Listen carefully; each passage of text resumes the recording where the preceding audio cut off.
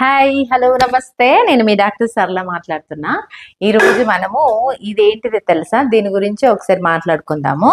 దీన్ని infrared light అని అంటాం అనమాట. ఈ ఇన్ఫ్రారెడ్ లైట్ ఎందుకు యూజ్ అవుతుంది అంటే, మామూలుగా నేను రెగ్యులర్గా వాడేది ఏంటంటే ఎప్సియాటమీ. నార్మల్ డెలివరీలో మనం స్టిచ్చెస్ వేస్తాం కదా, చిన్న ఆపరేషన్ అంటాము ఎప్సియాటమీ సూచర్స్, అవి తొందరగా హీల్ అవ్వడానికి ఇది రెగ్యులర్గా నేను వాడుతూ ఉంటాను అనమాట. ఇంకా దీన్ని మనము డిఫరెంట్ కండిషన్లో కూడా వాడుకోవచ్చు. దీని నుండి ఏమొస్తుంది మనకి ఇది స్విచ్ ఆన్ చేస్తే దీని నుండి ఇన్ఫ్రారెడ్ లైట్ వస్తుంది మనకు. ఏం చేస్తుంది అంటే, మనకి ఆన్ చేయంగానే ఇది స్కిన్ మీద ఎక్కడ కావాలంటే అక్కడ మనకి వాడితే అక్కడ హీట్ జనరేట్ చేస్తుంది.